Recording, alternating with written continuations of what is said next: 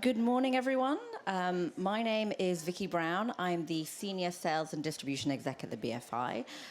I am a woman of East Asian origin with dark brown hair, a white T-shirt and blue jeans. Welcome to today's panel, The Charm of Genre. You're going to be in for an illuminating and insightful conversation, and hopefully you won't be too spooked by what you hear. And just to clarify, by genre, usually we mean everything but drama, but in this case, we're going to focus a lot more on horror and thrillers today. So these films have always had a magnetic pull, but these days the appetite for genre seems to have grown, and they can find themselves even in contention at the Oscars. Today, we're going to explore the global appetite for these films, how successful they are in traveling internationally, and whether there are any challenges we should be aware of. I'm joined today by an esteemed panel, and I will let them introduce themselves. Hi, hello, my name is Katarzyna Siniarska. I work for New Europe Film Sales. I'm also on board of Europa International, the Sales Agents Association. I'm a female in mid-40s, dark blonde hair, wearing a long skirt and a casual shirt. Passing over to Maria. Hello, my name is Maria Ekerhovd. I'm a white woman with black hair, 2 short skirts for sitting on a stage, yellow nails, and I'm a producer at Mer Film, which is a company that I founded and own, which is an independent female-led production and distribution company from Norway. Passing on to Todd. Hi, I'm Todd Brown. I'm the head of international acquisitions at XYZ Films. I am a white male, 50-year-old, shaven head, glasses, obscure band T-shirts, things like that. Hi, I'm Oliver Kassman. I'm a producer from London. I'm a white male in blue trousers and a white shirt. Thank you, everyone. So I'm just going to kick us off with a question to everyone. I think for those that have wandered around the market, we've seen, a lot of posters of genre titles in offices and in the Palais. There's a genre title in Director's Fortnight. They're making a splash at the box office. From your perspective, why do you think these films have been so successful in recent years? Maybe Todd, I'll start with you. Yeah, there's the short answer and there's a long answer to that. My larger philosophical answer is, like, my entire career, really most of my life, we like to draw this line between high art, low art, or have historically done that. And the idea that serious culture, quote unquote, is somehow inherently more important than pop culture. And I think what we're seeing right now is a position that I personally hold very, very strongly, which is basically that's bullshit. And culture is just culture, and it succeeds or fails based on its own merits and the goals that it's trying to lay out. And there absolutely is a lot of immature genre film. There totally is. Nobody would deny that, I don't think, that spends any time looking around out there. There's also an intensely high amount of really self-indulgent, wanky art house film. Those are both bad. They're just bad in their own ways. And the good ones are good in their own ways as well. And I think what there is a recognition of right now is that when genre is approached intelligently, what it provides you with is a framework for allegory. And there's literally nothing that you could talk about in a serious social drama that you can't also talk about just as intelligently with just as much depth within the framework of a genre film, but by packaging it within the framework of genre, people might actually come to see it. And Maria, what about from your perspective? Yeah, no, I think I agree a lot with what Todd said, but at the same time, it's also, of course, with genre, you have this built-in fan base. So I produced, I would say, art house psychological thriller called The Innocents by Ekerhovd a couple of years ago. And it's a film that did extremely well internationally. It sold everywhere. But domestically in Norway, it didn't do a great box office. And I think it's also because you have this, the genre film is more international because you have a built-in fan base, a lot of places in the world, maybe not so much in each country, but together it's a good base.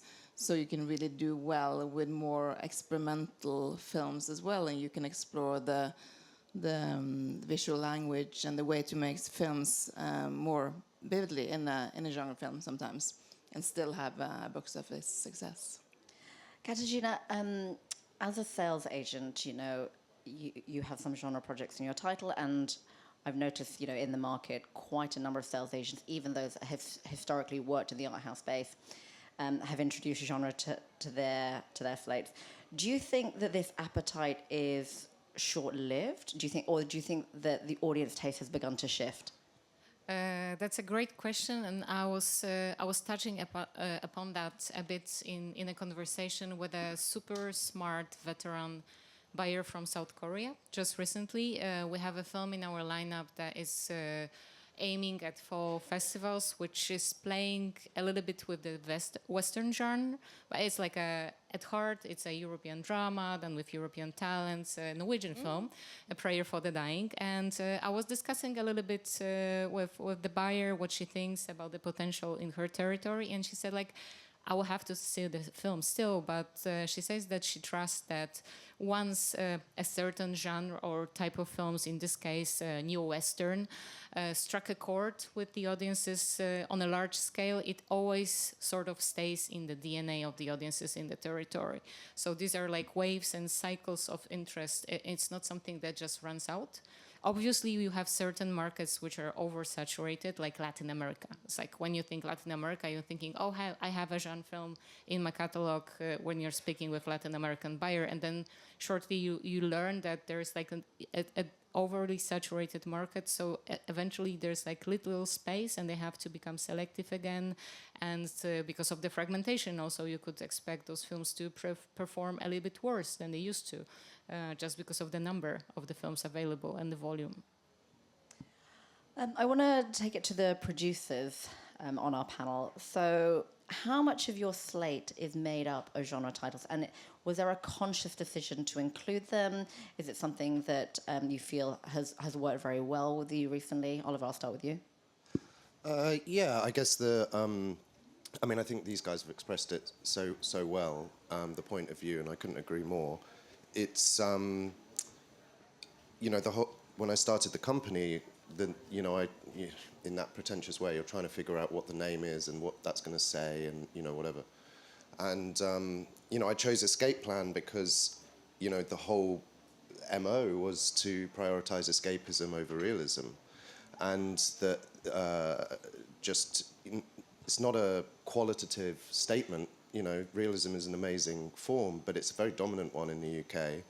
And I just didn't feel that there was that many movies being made at the time that were prioritizing just escapism and entertainment. And so all the movies are broadly genre. I don't, in a funny way, I don't think it's a terribly helpful term, because it's what do we mean? Do we mean horrors and thrillers and sci-fis and and noirs and westerns and musicals and rom-coms and period dramas? These are all genres. So I just sort of think of them as fairy tales, whatever they are.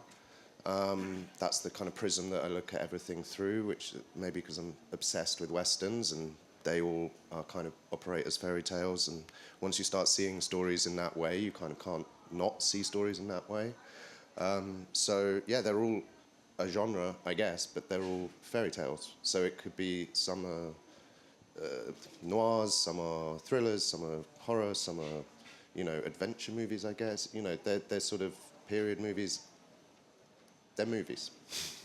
And Maria, you've had a couple of titles on your slate now that are, described as genre titles, but you've worked a lot in the auteur space. Can you speak to about how you can maybe combine, what we consider a genre title with that auteur lens? Yeah, definitely. I mean, for us at Merfilm, we only have one goal with what we do, and it's to try and make really good films. and that's like the core of the company, that we really try to find the good and original ideas that can go the whole way and be a theatrical feature film that really resonates with the audience and have cultural impact. And we have a talent program to develop new talent. And we really try to, and we've seen that, a lot of the possibilities for new talent to break through is easier and gives them more creative freedom if we do it through genre. And it's really by coincidence, because we had The Innocents, and then we had The Ugly Stepsister that premiered in Sundance and Berlin this year. And it was really that Emilia, who has been in our talent program, she had this great idea about making a body horror film of Cinderella's story seen from the Ugly Stepsister's perspective. And that's also been it's now out on Shudder, and it's performing super, super well. Sold everywhere in the world, to lots of countries in Africa even, first time. So it's really inspiring, and we're trying to do that now with our company, that we will establish a sub-label for genre films, really also still with the idea that it has to be really, really great ideas and great films, but to let more newcomers come into on the scene with genre films. If I can just jump in for a second, I think if you take a long-term view of things, like the language slides into this idea that there is genre filmmakers and there are auteur filmmakers. But if you sit down and look back through history, so many of the people that you look at now and say, oh, these are the great European auteurs, like Lars von Trier is to his bones a genre guy. Roman Polanski is a genre guy. Francis Ford Coppola is a genre guy. Martin Scorsese is a genre guy. Like, tons of incredible talent starts at that level because it gives them the ability to make the big, bold statement when they're the angry young man or angry young woman, and they've got, right? Like, it gives them the chance to really force their voice out, and then they kind of refine over time and maybe want to move into other forms. But it's really not an either or even a how do you merge it. I think a lot of great directors they're naturally there, like Julia Ducournau, Coralie Farge, like, Bong Joon-ho, like all of them are great auteurs. Do you think that's down to, for lack of a better word, maybe snobbery? Do you think? Yes. Can you expand? Yes. Yeah, I think I don't know. If you really want to dig into it, there's a book called The Intellectuals and the Masses by John Carey, which will kind of lay a lot of this out much better than I ever could. But I think that there, as you say, there's this concept of high and low culture. There's a sort of distinction drawn. As soon as you've decided that exists, you're then going to start assigning things in certain places. And I don't think that the text has changed, as you say. All these directors, hey, Fritz Lang, for example. This isn't Georges Méliès. Yeah, this isn't new. It's the thing that's changed is the reader has changed, not the text. And it's just that there's been a certain intellectual framework that I don't know how it became this or why or whatever, that place certain things in certain boxes, and now that is. Oh, you totally know why. You look around, kind of like look around the environment that we're in, right? And who controls access to funding? Who controls kind of the critical press? Who controls all of those things? It's a class structure. It's totally a class structure. We are in and of a world where certainly the old guard festivals, the big critical art festivals, you look at who those creative directors are. They are incredibly privileged, wealthy white men who have never known anything else, right? Look objectively at where we are. Of course it's like that. Of course. But why? I guess what I'm saying is why was that psychology developed in those people? Why was that? It's just safe space in so many cases. I mean, I think it's like you're a little bit afraid of being risky, about being bawdy, or it's like just taking chances. And the privileged upper class really likes to think that if the masses can understand it, it must be stupid. Yeah. And I think yes, and I agree. And I think that broadly, popular cinema has hidden depths, and a lot of art house has hidden shallows. And just because it's subtle, that's not qualitative. That's just a feature of something. Subtlety does not mean good. Subtlety just means subtle, and we fetishize this to such an extent that we make movies where nothing really happens, and it's almost like a test. Like, did you understand? Did you get it? Like, do you understand what's going on? Because I do. Like, you know, and you're like, yeah, I understand. So you were living here, and then this guy turned up, and you're not sure about him, and it's made you upset, and that's the movie. Okay, like, you know, it's like it, but it's like, yeah, I get it. Like, and okay, you're telling it in a very nuanced way, and that's great, but it's not really a story, and it's not really this, and everyone goes, well, that's not important because. Yeah, and I think you're touching upon an important thing, that we sort of need playfulness as well, because it's also entertainment. And whenever we hear a story that we know is it's subtle and sublime, but there is this little something that we know we can play with, like we had this Icelandic film Lamb by Valdimar Jóhannsson. Beautiful movie. If it would be just like a film about a couple that lost a child and they have to make do somehow, it's like fighting against nature. Maybe somebody would watch that. And just to tell you, it's like the artistic director for the film was Bela Tarr. So, you know, it was a special film. And then again, it was positioned as this kind of film on the verge of art house and genre, and it got amazing audiences. And in some territories, again, there are differences between territories. But in Europe, it didn't work so well. But for example, in US, it was top of the post-COVID box office. The same for Japan. It was released with such a success that ever since I'm asked for the next film from the director, and people were loving the film. And I remember just reading the short description in a catalog of the co-production market, and it's like, oh, and they have a baby that's like half a child, half lamb, and we're just like, oh, we gotta have it. So yeah, there's that. Clearly, everyone on the panel doesn't, you know, I'm preaching to the choir here. Everyone is a fan of genre, and hopefully those in the audience that are producers will go, oh, maybe I should start introducing genre to my slate. I want to take it back to the international perspective, and again, from a sales perspective, from both Todd and Katarzyna. When you're being submitted projects, when you're looking at things that come in, you know, what about the project makes you think, I think this is going to work internationally? You know, do you think of the concept, the execution, the director, any cast? You know, what are those, and out of those, which ones do you think make for maybe pre-sellable elements? It's always a combination of those factors. So sometimes we know that the package is strong enough, even on paper, to sell. I mean, it's like it's enough that you have a name of the director, concept, and a cast, and that's fine. And but most of the films that we work with are very like delicate creatures, I would say. So these are the talents that we nurture. Sometimes we get on board even if we know it's a risk, because we want to follow the talent and we want to stay loyal to our filmmakers.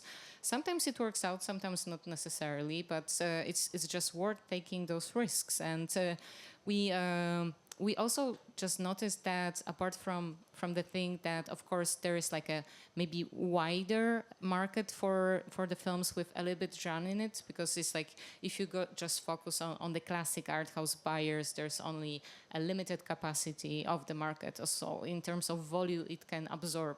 But then again, if you have a film that could be on Shudder, for example, on our platforms, which are looking for a particular type of content, then you're looking for films that have a chance of succeeding theatrically, but if not, there's the second life for them. There's an alternative. Also, the film festivals for genre films are a loving crowd, and there's like a mass of those festivals. So even if you have a tiny film that you want to test out and you want to start working with the talent, at least you have that to position the director, to recoup your costs, etc., etc. There's always with the genre film, it's sort of easier once it passes certain threshold in terms of quality, the production value, or the uniqueness of the concept, or the execution on the side of the mise en scène, or maybe there's an amazing performance that sometimes is enough to carry the film. For me, most of our films they're about the characters. It's like the story, it's not so much even about the plot, but it's something between the atmosphere and the character-driven films. And audience understands that, and whenever they feel authenticity, the way you build your characters, they react in an amazing way. Yeah, and I would say one of the great benefits of genre in the marketplace is it's got a global audience that self-identifies. You know, they're very proactive. They gather, they talk amongst themselves. They are actively looking for the new experience. So it's not that cast doesn't matter in genre. I mean, anytime you get to certain budget thresholds, cast always matters to a certain degree. But it matters less. You're selling more an idea. So for me, when I'm reading, it's like, how big is that idea? Like, how good is that hook? And then right hand in hand with that, when you're reading it or you're looking at the director's vision, you know, how strong is the POV on it? Like, the creator has got to own it. You know, and the last couple of years, I've talked a lot about the Australian film Talk to Me, which, you know, I think is a movie that should be taught in film schools from a lot of different 100%. angles. Amazing. But the thing about that, you look at the core of what the idea is. The idea is good. Like, for sure, the idea is good. But what really makes it go is that Danny and Michael Philippou understand Gen Z better than anything I have ever seen put on screen before, because they are of it. You know, they grew up as YouTube guys. They've been in constant dialogue with their audience for their entire lives. And for me, even watching that film, I'm like, holy shit, this is the first time I've ever seen my kids properly on screen. Like, they just nailed it. And on that one, it's the POV of it that really pushes it over. And having had a chance to read that script early, it was on the page. Like, it was obviously on the page. How important then is that Gen Z audience in, you know, your strategy is from an acquisition standpoint, from a sales point, but also, you know, as producers, do you have that audience in mind kind of early on? I think in terms of basic math, you have to.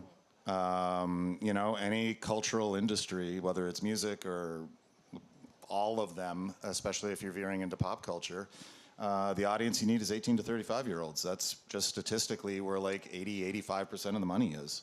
So if you're going to be sustainable, you have to be thinking about that young audience. You've got to, like, if you're starting a development process, you are talking about really 13-year-olds by the time you get into market. I mean, it's already, what, a third of that buying demo is Gen Z. It's only going to increase. They're going to take it over. And I think we have been painfully slow to fully recognize how different Gen Z is from previous generations. They are the first actually digital native generation that's ever been on the planet. And there's a lot of stuff to unpack that comes with that. I want to talk a little bit about kind of cultural specificity. I mean, there are a lot of people here from the UK, but also internationally. And Maria, I wanted to dive a little bit more. You brought up the innocence. How do you approach genre when it's grounded in sort of specific cultural context? And how early do you consider that potential to travel internationally? Well, I think with the innocence, it's first and foremost the ground ideas. It's not very specific to Norway, I hope, because the idea Eskil had was that children are born evil and then are trained to be good. So maybe that's a Norwegian thing. I don't hope so, but that was the premise, and I think what makes it very specific when he made it was that we shot everything. I mean, the important thing that we identified immediately was that when we were going to do that film, what was going to carry the idea was if we're going to get the children to play fantastically well, so that you really believe what they believe, that you really believe the forces that they have, and you really feel what they feel when they are afraid and threatened, and that is amazing child acting. And so what we did was that we decided to use a lot of resources on that. So we used almost 1.5 years in the casting process, and we had a casting coach that worked with us for the throughout project, and we made a little film school for children. So we had a large group of children for a year attending this film school, and then we ended up also making a little film with them, and then we found the children. And the interesting thing was that, of course, as a director, you sometimes have this idea that I'm envisioning this child that will be in this film. It's going to look like that. It's going to be this tall, long blonde hair, whatever. And what we learned throughout the process is that you really have to get rid of that. And what you need to find is the kids that really love to play and love to work and can be on a set for 10 hours and still think it's fun. So we found the kids, and they had their little suitcases with tools on how to take out stuff to play different feelings, and that was really like the key to identify that is what's going to make this film great.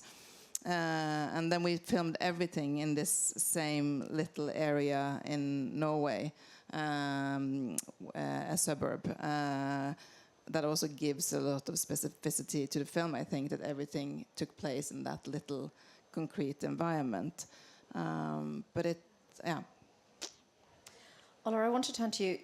You've been at the helm of these sort of bold, genre-driven films like St. Maud and Out of Darkness, both of which have found major territorial distribution. For you, what are the key ingredients when you're developing a genre film that both maybe honors that creative vision but also speaks to global buyers? I guess it's just about audience, as we're talking about. Tom Cruise the other day, our generation's Kirk Douglas, in my opinion. I think he's, talk about an auteur. I think, Anyway, but the way he put what he said at the Mission Impossible thing. He said, "Thank you so much for allowing us to entertain you." And I'm just like, that's it. I mean, that's what we're here to do. We make movies for people to watch. That's the point, And so it's just always thinking, okay, are we serving the audience? Like, are we earning their attention? Are we earning their enjoyment? And something like Maud, which it was. We're taking the audience on a journey. We're getting to a very specific destination. We just constantly thought about that, but also, Rose, the whole team, we wanted people to enjoy it, and we wanted people the experience of it to be fun. Like, it's pretty grisly, but, we were like, okay, well, we want it to be funny, and we want it to be this, and we want, and you're just constantly looking for that, and it's really, it's not rocket science, but, that's our job, but I think it's sort of, does get lost because we don't have a very dynamic relationship with our audience in this form, because it's even television has a much better one because of if you get season 2 or whatever, you have multiple episodes, you have this dynamic back and forth. But basically with a movie, you make this one thing, you finish it completely, and then you put it out into the world all at once, and that's it. And it's like, so you kind of, those genre film festivals, for example, they're so wonderful, and as you say, that audience, self-identifying, incredibly discerning, incredibly sophisticated, but also really enthusiastic, want to find things that they like, rather than perhaps at some other festivals being like, well, are you going to impress me? There's like people, they want to find things to enjoy, and you kind of, again, there's snobbery about those things. They're very sophisticated, and they're also very generous, and we work for them. We've talked about entertainment and the ways that genre films can be consumed. How important is having that kind of theatrical release element to your films from both, from a sales perspective when you're speaking to buyers, but also as producers? Or are you more concerned about, I just want as many eyes on this as possible, and I'm happy for people to consume these whatever makes sense to them? I would just quickly say that sometimes having the theatrical release is having as many eyes as possible, because it's like still in many territories. I don't know, it's like, let's say, going back to South Korea, the OTT market is pretty much dead. If something is not on Netflix, nobody will watch it. And also we don't have access to the numbers in Europe.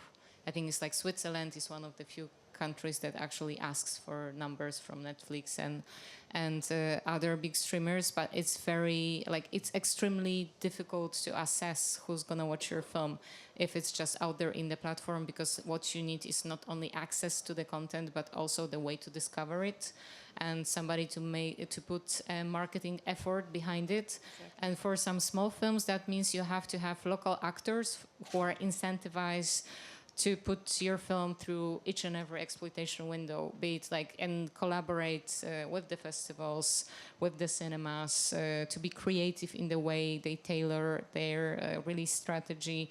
Only after that, making it available, of course, through either like Prime Videos, streamers, TVs, whatnots. TVs are not buying that much. So it's either or. Obviously, we love to have a film on Shudder whenever we can, when we have something which is a little bit more genre.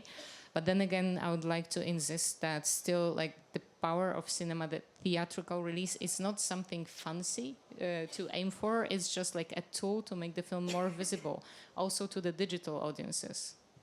Yeah, and I mean, for us, it's like we make the films also because we want to give the audiences the theatrical experience and have the collective feeling of watching a film together. And I think that's more needed than ever. And also, like Kat says, from a marketing point of view, for example, with The Ugly Stepsister, that is on Shudder, but it was also released theatrically by IFC in the US and Signature in the UK. And even though the theatrical numbers aren't the biggest, it's still the whole marketing campaign. And that's also actually where you can talk to the audience and start that dialogue, because you start that dialogue in the marketing campaign and you get a lot of response, and you create an audience base that you can continue to talk to throughout the life of the film. So I think it's super important to have that first theatrical window for the films. Speaking about marketing, do you, again, and maybe we're going back to snobbery again, the idea that, you know, is it easier to market a genre film? You know, do you put the scary creature on the poster? Do you have it dripping in blood? You know, or with the number of genre projects out there, is it a more competitive space? Do you have to feel that you have to create much more bespoke campaigns? Are you thinking about this even at script stage, at production stage? Sometimes, I mean, for me, first and foremost, when we have a film like that, it's just like, again, more playful, more fun. You can have more ideas because you're less worried that you offend someone. Unlike the film when you have like a more, I don't know, it's like, I don't want to say, it's like, let's say, not, I don't want to use the word serious, but it's like delicate matters at hand, let's say. On the other hand, going back to the example of Lamb once again, many times it's less is more. So like hinting and things, teasing audiences. When we created international trailer, which was similar to what A24 did afterwards with the American one, we really focused of not showing the little creature, not showing little Ada. It was just like hints and glimpses that we showed in the campaign. Also in the key stills, we tried to avoid her, to have a little surprise for the audiences as well. Which is also part of the experience. You don't want to overshop the monster. There are some, like using another example, when we had a Gaelic horror Frewaka from Aisling Clark, we added a little blood on the key still, where like on a still, whereas like normally the character would have nothing on her face, because we thought it's a perfect still, but we needed a little something to hint into the genre direction. So it's a very like delicate and fine-tuned work, and you always try to create a certain narrative and stick to it. Sometimes also while already launching initially in the market, you realize that maybe it's not the best strategy, so you'll have to adjust it. Well, it's a lot of work, but it's fun. Yeah, and there's a distinction to make as well between kind of your marketing materials into the industry and then your marketing materials out to the public when you're going into commercial release. And I would say when you're talking about kind of going into commercial release with a genre film, it is significantly easier because you know how to target them. And an example I've been using a lot lately, I think most of us at some point have worked with IFC in different ways. You know, so this is not one of our films, but it's one that I happen to know a bunch about. The Australian film Late Night with the Devil. You know, IFC put that film out on 1,400 screens in the United States, which by any traditional standard, like that's a wide release. You know, that's what Blumhouse does. And when Blumhouse does that, you know, they're coming from an old studio model. They're thinking in terms of that, way of approaching marketing, you know, and Blum will spend somewhere between $10 and $15 million in marketing in the US to do that, because the old studio thinking is if you're going wide, you need everybody. You know, so they're doing print media, they're doing buses, they're doing, you know, kind of outdoor advertising, they're doing all of it. And what IFC realized on late night, because that audience is as proactive and as clearly defined as they are, and because when you're looking at Gen Z, they are as digital as they are, you can actually be hyper specific and incredibly targeted. And I've not verified this number with anybody at IFC, but what I've been told repeatedly is that their marketing spend on that film was somewhere between $1.25 and $1.5 million USD, which is it's not nothing. I mean, that's a real amount of money, but relative to the scale of the release, that's tiny. And they did it in a way that was hyper-focused, hyper-targeted. They made a decision that they wanted to only speak to the people who are obviously the core market and ignore everybody else. They went completely digital. And if you were like in kind of the target dem, like it would have been everywhere. And if you were not, like completely, utterly invisible on the philosophy that they were going to try to burn hot, burn fast. You know, get people in the initial release, because they've spent smartly. You know, you don't really need to hold, but you know, if you do get everybody in, suddenly you're charting on like a really small thing, and you get organic press, and now you start to get the curiosity coming in. You know, they made more than $10 million at the US box office on that campaign, which is a shockingly good result for kind of the theatrical market. So if you're smart about it, yeah, it can make a huge difference. I also think that there's, as you say, other marketing materials easier, or are they better, or whatever. I think it's also tied with the, you know, maybe this is just me, but I often think that the log line of the movie is broadly what the poster is going to be, or you hope so. Like, the poster is a kind of visual version of the log line. And, you know, obviously slightly framed in a different way, and a log line is an industry thing, and a poster is a public thing, and whatever. But broadly speaking, like, and, or at least you hope. You set a log line, you make a movie, and then sometimes the poster isn't the log line, and you're like, oh, that's a shame. But, like, I think the movie Out of Darkness that you mentioned, you know, that movie had all sorts of, like, issues against it, and things that made it very difficult, but we stuck with it and we got it out into the world, and that was Bleecker Street in the US. And they did a phenomenal job with it, and so, you know, full credit to them. You know, and they, interestingly, and just for context, this movie is a debut feature with a discovery cast in a fictitious language in the Stone Age. You know, so, and they were like, you made a foreign language movie, but a language that no one in the planet speaks. You know, it's like everything was, it was like we did everything that you shouldn't do. But it was a clear proposition from the start that it was like, it's a survival thriller in the Stone Age. And that's it. And like, obviously, there's a lot more that goes into it, but that was the log line, that was broadly the poster, that was the proposition to audiences. And just that kind of purity of that translated, and it got picked up in all sorts of places. We were in Vogue, like US, it was insane. Like, and we're like, how did we end up there? You know, and again, full credit to Bleecker. I don't know what they did, but they did it brilliantly. And that took $2 million theatrically at the US box office, which was amazing.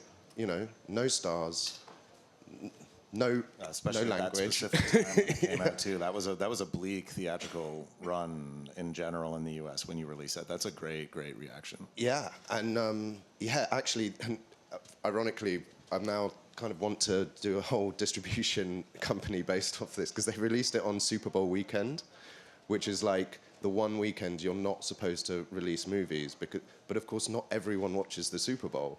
And even if they do watch the Super Bowl, they might do other things that weekend too. And actually it worked really well. And I was like, maybe we should have a distributor just called Super Bowl Weekend, and you just do one movie a year that's released on that weekend. You'll get sued with the trademarks. You'll have to call yourself Superb Owl. Yeah, okay, very good. Katarzyna, from when you're dealing with a lot of international buyers, do you see any particular kind of territorial quirks? You spoke a little bit about Latin America earlier, but are there some territories that historically that whatever the type of genre is, you'll be able to sell it? And there are there other territories that's like, they specialize in maybe particular genres, but they stay clear of others? Of course, it changes a bit because I think we are in an era that, like post-COVID, when everybody tries to experiment. So the territories that were traditionally more like art house driven are now trying this kind of at least elevated genre to check whether some strategies can work better at the box office than whatever they're used to. So this sort of shifts and changes, but traditionally the territories that would be more open to genre in Europe would be Scandinavia, German-speaking Europe, not so much France, which is more like art house driven. So there are breakouts, obviously, and it's like it's again, if you're talk to me suddenly, and if there's a sudden breakout, it just like works universally. There are like those territories, like for example, Spain would be more like Western oriented. In Italy, everybody says like, no, the Westerns. And it's like, but the spaghetti Westerns, but yes, they say yes, the spaghetti Western, yes, the US Western, yes. But if you're coming with something from outside, maybe not. So it's a way how they also, it's like, they might be wrong, but this is how the buyers see their audiences. Asian territories are traditionally open to also genre films, also especially Southern Eastern Asia, which is not very big for us. It's like it's peanuts comparing to other territories in terms of kind of licensing we can get. But these are like very open, like even Vietnam recently towards genre cinema. I've heard from so many buyers this year from China that the censorship is becoming more lax on the violence and the supernatural, which was a no-go for so many years. And suddenly they'll be looking more into that, which is interesting. Although the market changed so much there, the formats they're watching, the time span of attention of the viewers, they're like so much into this weird micro miniseries, like the vertical formats, that frankly the cinema is like on the downside comparing to that. What else? Like UK is always a good market for genre as well. But it also depends on whether you have clever buyers in a territory that can work nicely with the film. So like in Spain, you have La Aventura or Karma, who are traditionally working with this type of cinema. In each and every territory would have a buyer that can define a niche and cater to their taste. So yeah. You touched upon subgenres, and I think it's important not to assume that all horrors are the same, all thrillers are the same. Maria, I wanted to ask: are there any particular genres then that you feel that you would want to stay away from, that you don't think are maybe in your wheelhouse, or maybe that you don't think you have a kind of large enough audience for? No, I don't think so. There probably is some subgenres I would stay away from. But no, for me, it's all about the authenticity and the originality of the idea. And I see every film as, a little startup business. So you really have to have that really strong original idea. And then you have to build, all the elements, find out what's the elements that you need to strengthen and build and focus on for that little startup, and then get all the people that will make it good. So, for example, with The Ugly Stepsister, it was a debut feature filmmaker. So we had all of the head of departments were super experienced to build around her and to create her vision. And we also understood that, we can't make this film for very little money. We had, in the end, a budget of 5 million euros, and we couldn't have made it for less. And that was key to make it what it became, because it wouldn't have worked if you didn't believe the costume drama, and it wouldn't have worked if you didn't have the really, really good body horror scenes. So for me, it's all about the original idea and the premise, and then to build on that and to find the best way for each project.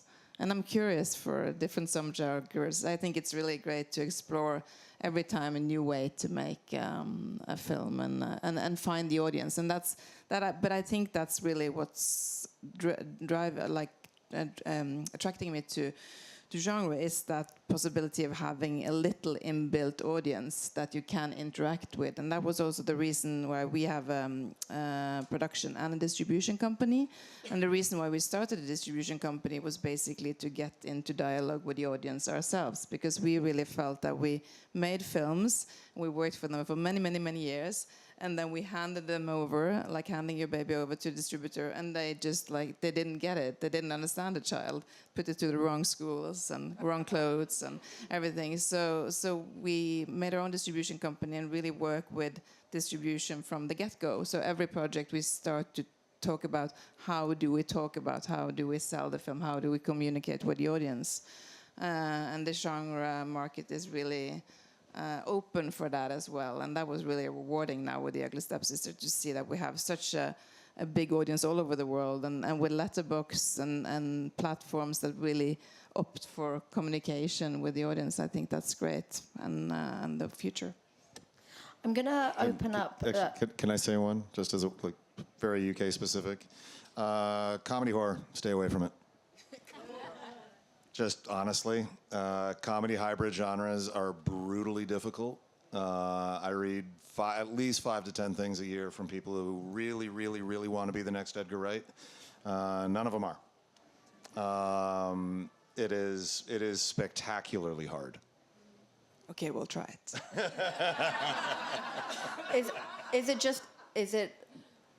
Do you feel that comedy's?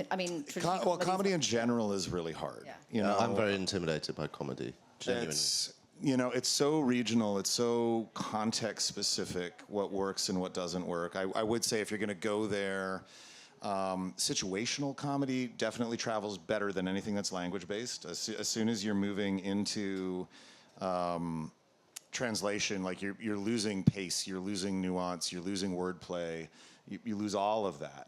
And so it gets really, really difficult. Or I had dinner last night with Dutch producers that we worked with last year on a film that I genuinely adore.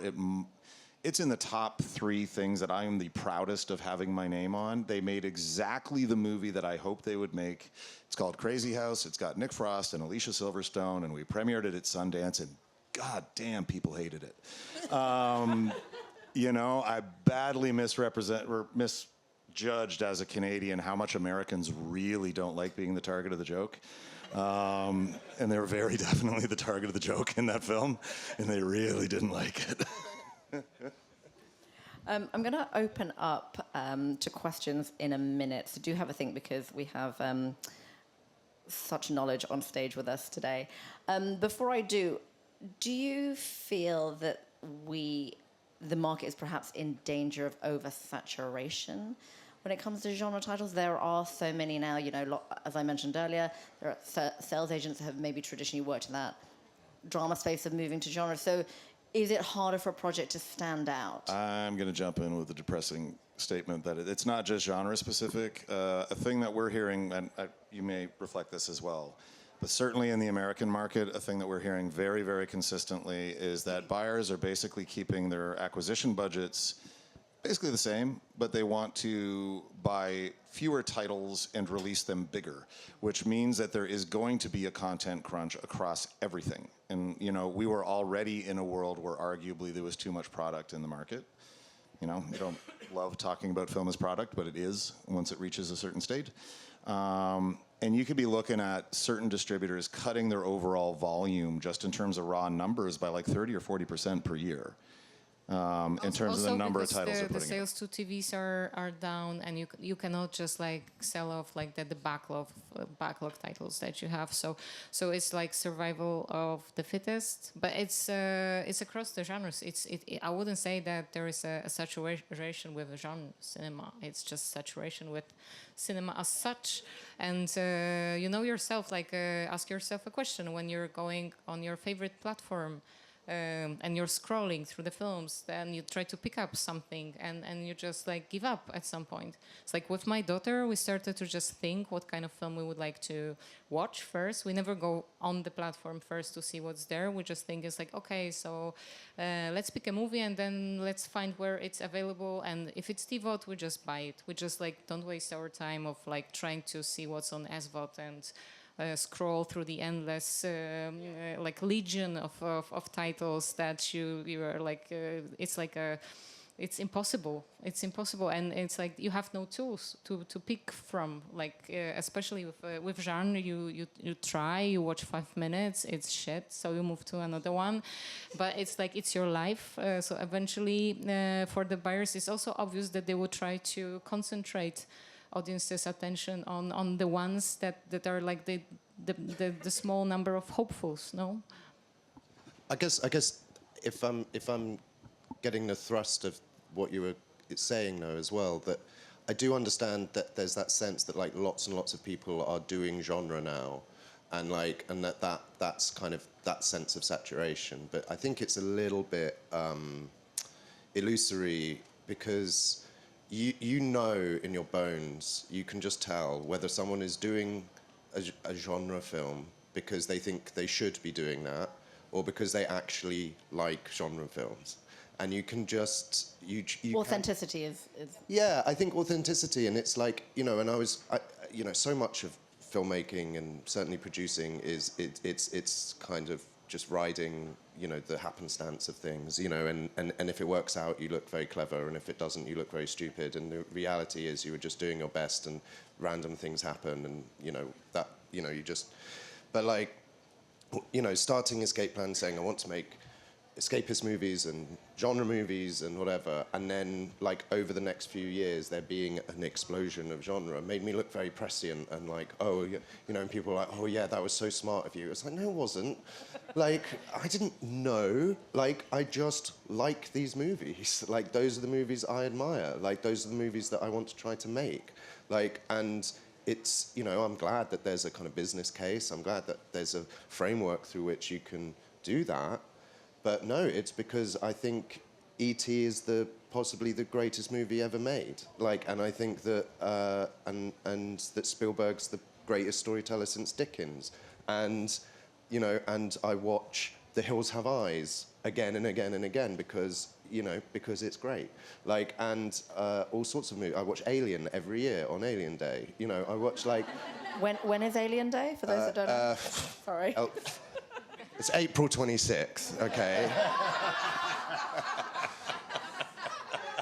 because the planet that they land on is called LV 426, okay? So, On that note, I'm going to open it up to audiences. If you could just wait, because there's a roaming mic, so wait till the microphone gets to you before you ask your question. The gentleman in the back. Yeah, so thank you. I'm Bruno. I'm a Dutch producer. And with all the knowledge on stage, like, I'm very curious to hear your take on what you see for chances for animated genre. I mean, I don't know anything about that, but it's just to say, I think it's a really exciting thing. And like, there's movies that I've been trying to make that are very, very difficult, and sometimes the concept is just. Sometimes you're scratching at the edge of like what is going to be feasible, you know, the value versus the budget and the this, that, and the other, and the world that you're building. And we know that genre movies are these things that can kind of be bigger than the sum of their parts and exist in that kind of fairy tale space. And you can create whole worlds like the Stone Age for like a couple $1 million, like, and whatever, if you're clever about it. But there are limits, and like, and the capacity to maybe bring more and more adults into animated movies, like, is fantastic. And by the way, also not new, it's just not a particularly Western thing, maybe. But, you know, for example, the Japanese have made, you know, adult-oriented animated work for, you know, 100 years. So it's kind of... I would just ask yourself a question whether you see this kind of films in your cinemas. Do you?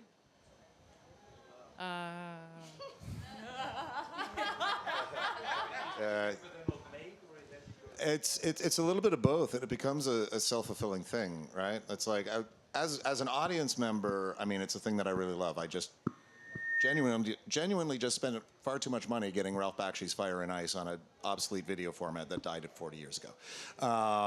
You know, I love the stuff, but like, how do you finance it and market it? And you know, the funding bodies that put money into animation, certainly in Europe, are very skewed toward children, not towards adults. So you're taking that out, you're putting this really heavy market requirement on, and buyers love comps for a reason, and if they can't find a comp, they don't know how to value it, and then, you know, it's much easier to not buy the thing and lose money than it is to buy the thing and get fired. I think the fear of failure is always going to be the thing, isn't it? And as you say, people for very good reason are worried about losing their jobs, and that's inhibiting and whatever. But the only other thing I'd say is, just because you're not seeing it in the cinema doesn't mean that you shouldn't do it. Like, the whole point, like, producers are supposed to at least be proactive rather than reactive. Like, we're supposed to be coming up with the next thing that is in the cinema, not a reiteration of something that we already saw. Yeah, it's about figuring out what the line is to the audience, like being able to take a really realistic assessment of kind of, where is that audience? Can I get to them? How do I get to them? How much does it cost to get to them? Maybe the film you're making will be the one that will succeed, but it's not a thing for sure. Like genre films, animated genre films for adults. It's a niche of a niche of a niche of a niche, and you could probably maybe sell it off successfully to a streamer. But then again, maybe then it's a different way of thinking, different way of financing, etc., etc. But I think what everyone here was saying, it's the most important thing, that you're making a film, unless you're a studio, unless you're a big commercial company, you're following an author, you're following an idea that you think is necessary to bring to audiences for some reason. Because if you try to engineer it like Netflix, it's becoming what it is, and it's sort of destructive towards culture rather than being part of the creative process. I think we have time for one more question. Yes, in the front here, if you want to wait for the microphone. Hi, thanks. Just quickly, I'm Anita Mukas. I'm a filmmaker from the UK, and I've got an elevated horror set in Vietnam. But I just wanted to ask you, in the beginning you talked about intellectual themes, and do you think that are you seeing more themes written into these genre films, like, you know, things like the body horror of Substance or Get Out or Us? Are you seeing those kind of more complex themes coming into genre films from the talent that are making them? I just think it's in a funny way. Again, I would argue that it's always been there.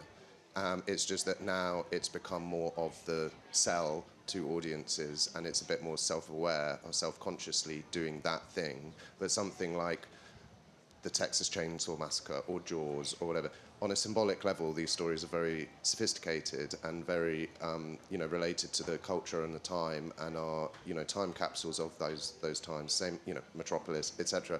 It's not a new thing. It's just, again, the text is the same. The reader has changed, and the way people talk about it has changed, but it hasn't changed. And I think that's kind of, it's just, that's my point of view anyway.